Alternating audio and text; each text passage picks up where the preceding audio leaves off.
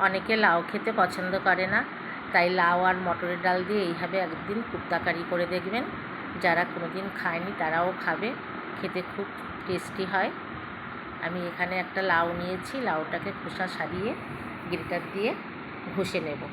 আর ঘষা হয়ে গেছে লাউটা। এবারে এতে আমি একটু লবণ মাখিয়ে কিছুক্ষণের জন্য রেখে দেবো, যাতে জলটা বেরিয়ে যায়। আর এখানে নিয়েছি আমি কিছুটা পরিমাণ মটরের ডাল, আগের দিন রাত্রি ভিজিয়ে রেখেছিলাম, এটাকে পেস্ট করে নেব। দেখুন আমি লাউটাকে লবণ মাখিয়ে নিয়েছিলাম, কতটা জল বেরিয়েছে, জলটা ফেলে দিলাম।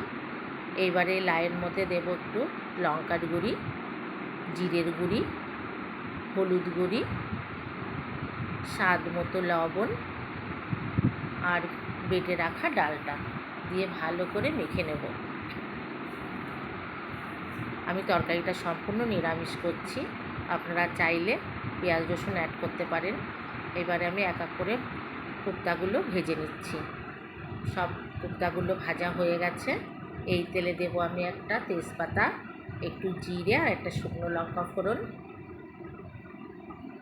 আর আমি একটা মশলা করে রেখেছিলাম, পোস্ত, নারকেল কোড়া, 4টে কাঁচা লঙ্কা আর একটা টমেটো পেস্ট করে রেখেছিলাম, সেই মশলাটা দিয়ে দিলাম। মশলাটা দিয়ে ভালো করে কষে নেব। এর মধ্যে দেব স্বাদ মতো লবণ, হলুদ গুঁড়ি, লঙ্কার গুঁড়ি, জিরে আর ধনের গুঁড়ি দিয়ে মশলাটা ভালো করে কষে নেব। আর আমি দুটো আলু আগের থেকে একটু সিদ্ধ করে রেখেছিলাম, সেটা দিয়ে দিলাম। আপনারা চাইলে আলুটা ভেজে নিতে পারেন, আমি আলুটা ভাজিনি আলাদা করে। আলু আর মশলা ভালো করে কষানো হয়ে গেছে। এইবারে দেব পরিমাণ মতো জল। আমার রান্না যদি আপনাদের ভালো লেগে থাকে তাহলে একটু ফলো করবেন, কমেন্ট করবেন। তরকারিটা ফুটে উঠেছে, এবারে আলুটাও সিদ্ধ হয়ে গেছে। এবার বড়াগুলো দিয়ে দেবো, এক এক করে সব বড়াগুলো দিয়ে দিলাম, দিয়ে কিছুক্ষণ রান্না করে নেব। তরকারিটা ফুটে উঠেছে।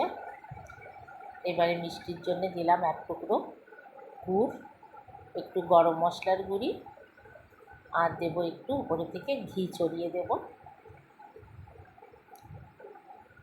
সব কিছু একটু মিশিয়ে নেব। রান্না আমার হয়ে গেছে, এবারে নামিয়ে নেব। লাউ আর মটর ডালের কুপ্তা কারি একদম রেডি। আপনারা এইভাবে একদিন খেয়ে দেখবেন, খেতে ভীষণ ভালো হয়।